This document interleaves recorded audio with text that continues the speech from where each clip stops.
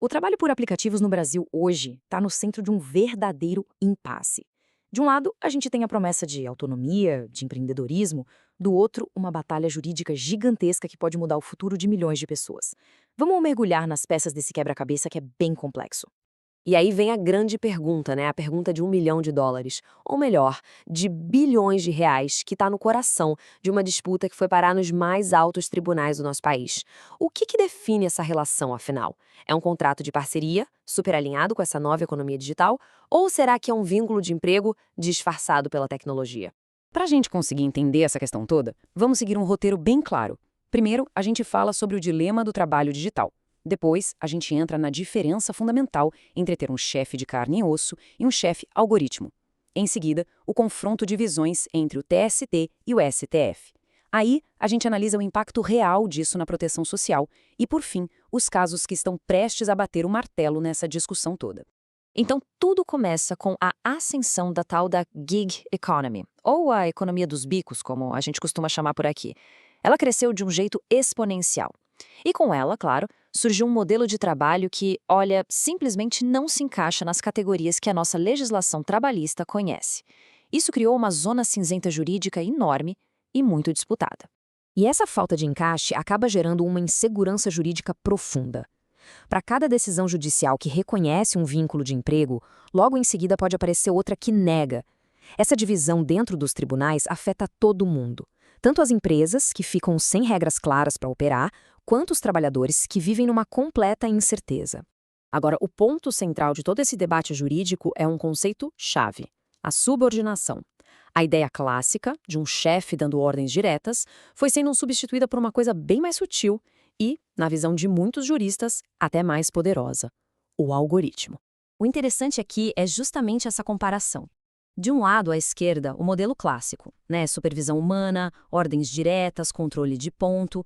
E à direita, a nova realidade. É o algoritmo que define quem pega qual corrida, como o preço é calculado, que avalia o desempenho com aquelas estrelinhas e que pode, inclusive, desligar um trabalhador da plataforma. Para o Tribunal Superior do Trabalho, essa gestão por algoritmo é, na prática, uma forma bem moderna de controle. E nesse contexto todo, tem um termo que é fundamental a gente entender: pejotização. Sabe o que é? É quando se exige que o trabalhador abra uma empresa, um CNPJ, para poder prestar o serviço. Do ponto de vista da Justiça do Trabalho, essa prática muitas vezes é vista como uma forma de mascarar uma relação de emprego de verdade, transferindo todos os riscos do negócio para o indivíduo e, claro, evitando as obrigações da CLT. Bom, essa tensão toda nos leva direto para o epicentro do conflito: uma verdadeira batalha de interpretações entre o Tribunal Superior do Trabalho, que é o guardião da legislação trabalhista, e o Supremo Tribunal Federal, o guardião da nossa Constituição. E essa tabela aqui ilustra perfeitamente essa diferença de filosofia. O TCT, por um lado, ele opera com o princípio da primazia da realidade. O que isso quer dizer?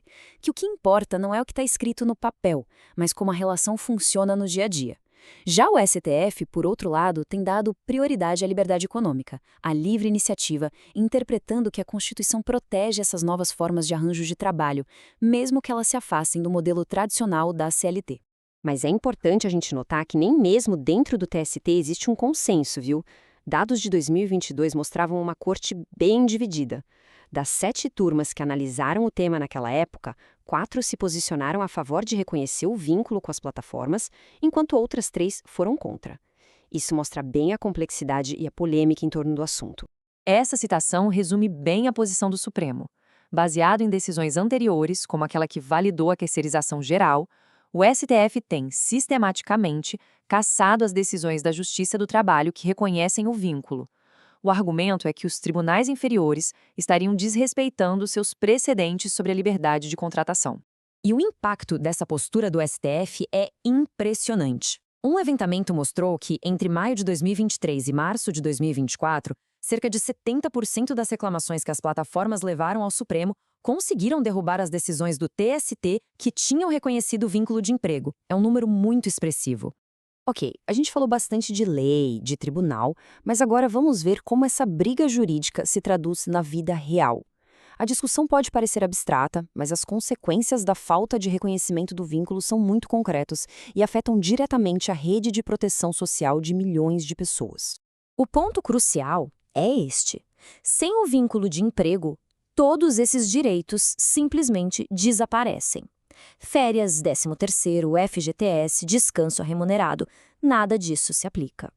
O trabalhador, que é classificado como um empreendedor, acaba assumindo sozinho todos os riscos da atividade, desde um acidente de trânsito até uma doença que o impeça de trabalhar. E talvez o impacto mais grave de tudo isso seja no longo prazo. Sem a contribuição regular para a Previdência, a aposentadoria se torna algo muito incerto. A gente corre o risco de criar uma geração de trabalhadores digitais sem nenhuma perspectiva de segurança na velhice, o que seria um desafio social gigantesco para o futuro do país. Tudo isso nos leva, então, ao momento decisivo. A palavra final sobre essa disputa toda está nas mãos do Supremo Tribunal Federal, que já tem em sua pauta casos que vão criar um precedente obrigatório para todos os juízes e tribunais do país. Olha só como o conflito foi escalando. Em 2018, o STF meio que abriu a porta com a decisão sobre terceirização.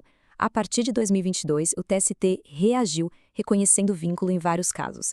Desde 2023, o STF vem revertendo essas decisões de forma consistente. E agora, tudo converge para um julgamento que promete ser definitivo. Então, guardem bem esse nome. Tema 1291.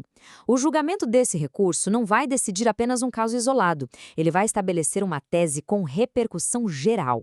E o que isso significa? Que a decisão final vai valer para todos os processos parecidos no Brasil, definindo de uma vez por todas a natureza dessa relação entre motoristas e aplicativos. E assim, a gente fica com essa pergunta final, que fica ecoando. A decisão do STF vai representar a legitimação de um novo modelo de trabalho mais alinhado à liberdade econômica da era digital? Ou será que ela vai ser vista como o desmonte de um sistema de proteção ao trabalhador que foi construído ao longo de décadas? O futuro do trabalho no Brasil está, literalmente, em julgamento.